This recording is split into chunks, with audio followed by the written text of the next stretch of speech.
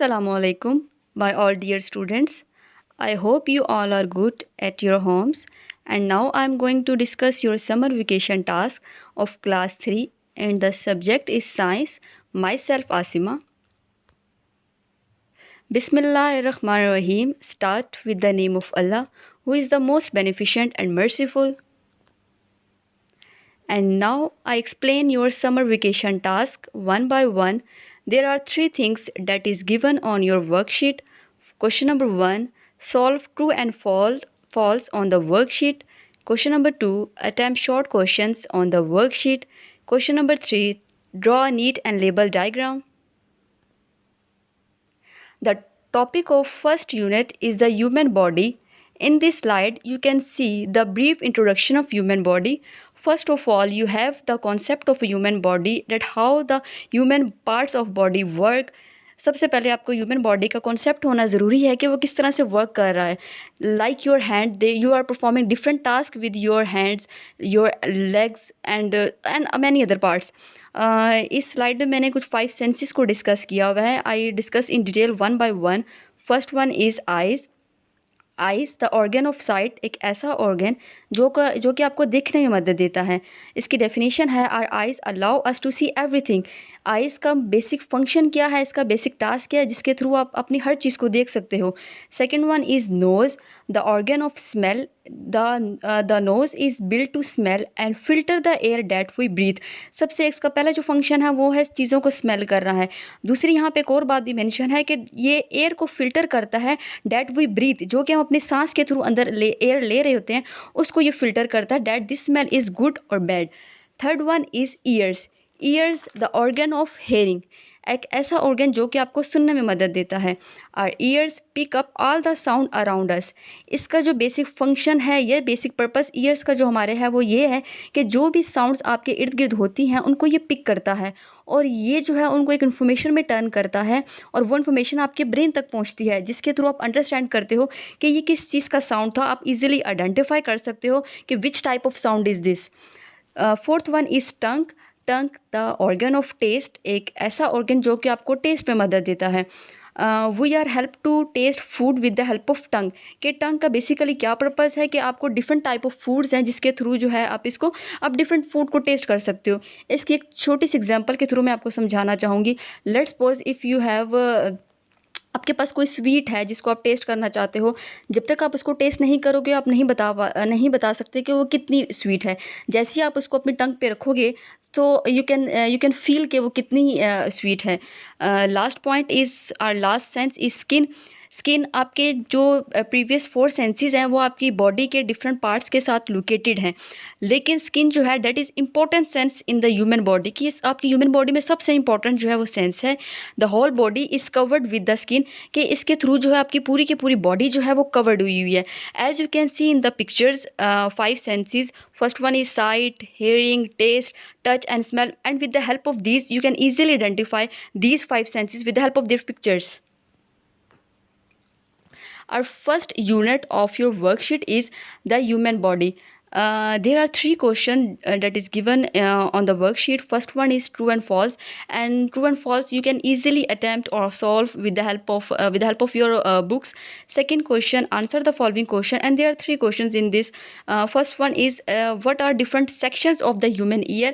What does each section do? अच्छा, इस सवाल में आपने क्या करना है, आपने इसमें बताना है कि आपके ह्यूमन ईयर के कितने सेक्शंस हैं और वो किस किस तरह से जो है वो काम कर रहे हैं.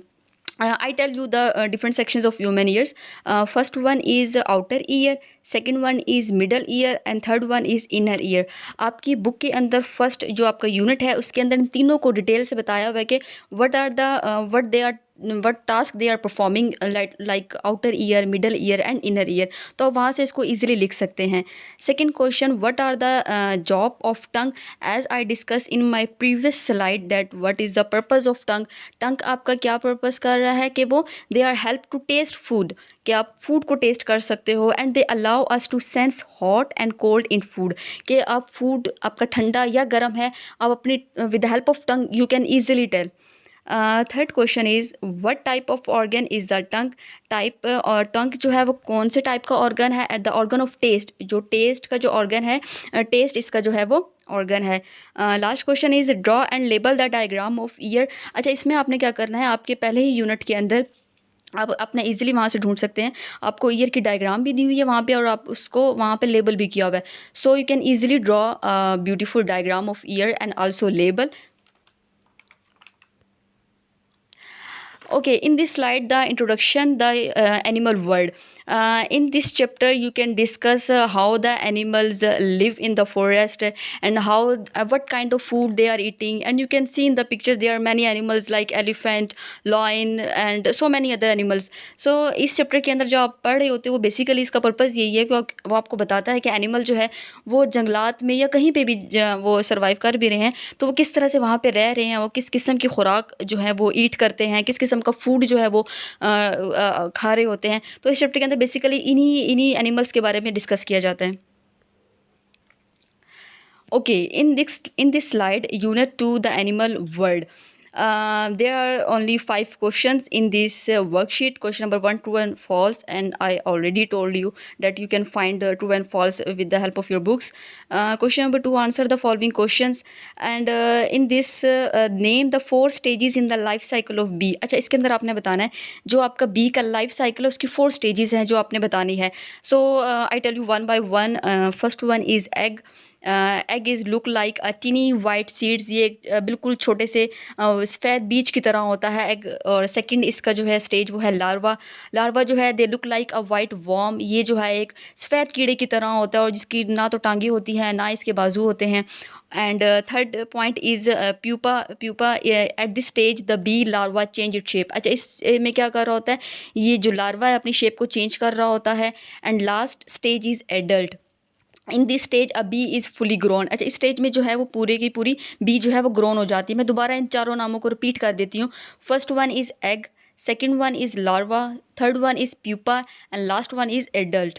Okay, next question is what is the life cycle. अच्छा, लाइफ साइकिल क्या होता है, इसकी ब्रीफ से डेफिनेशन मैं आपको वैसे समझा देती हूँ. All animals including humans are born, they get bigger and in the end all animals die. We call this is a life cycle. अच्छा, इस डेफिनेशन में इन्होंने बताया कि लाइक एनिमल्स भी हैं या ह्यूमन्स भी हैं, जब वो पैदा होते हैं but with the passage of time they grow and at the end they die. और ये जो आपका पैदा बॉर्न से लेके आपकी डेथ तक का जो टाइम पीरियड होता है उसको हम एक लाइफ साइकिल का नाम देते हैं. वो जो आपके एनिमल्स हैं या हम ह्यूमन बींग्स हैं सब पे ही अप्लाई होता है. सबका अपना अपना एक लाइफ साइकिल होता है और जिसमें जो उसकी पैदाइश से लेके उसकी उसकी डेथ तक हो रहा होता है. Next question is draw an animal that looks very different when it grow up from when it was young. अच्छा स्टूडेंट्स, इसमें आपने क्या करना है, आपने एक ऐसा एनिमल बनाना है कि जो कि जब वो यंग होता है तो वो उसकी जो लुक होती है वो डिफरेंट होती है, लेकिन जैसे जैसे वो ग्रो कर रहा होता है with the passage of time it change her looks. कि वो उसकी जो लुक होती है वो चेंज हो रही होती है. And there are so many animals who change their shape with the passage of time when they grow. I tell you some examples. With the help of this you can make just type of animals like panda, eagles, bees I already told you in my last question, and tadpoles and leaf monkeys. So you can easily draw any animal on your own choice what easily you can make. So you can easily, don't worry about these questions, that is very easy question. So आप easily इस पे बना सकते हो. और last question is draw a life cycle of a bee. इसमें आपने जो है बी का लाइफ साइकिल बनाना है. Now I conclude my whole lecture of first two topic of science. I hope you understand, and I try my best to explain each and everything in detail. And in last, I want to give you some advice, or you can say some suggestions to my all dear students. First, you have to stay your homes and do your work neat and properly. I know, and with a good writing, I know you all have a good writing. So please be careful while doing your summer task. If you have any problem, so you can ask me. You don't need to worry about anything. I hope you don't have any problem with in this videos. Thank you so much, students, for listening my lecture.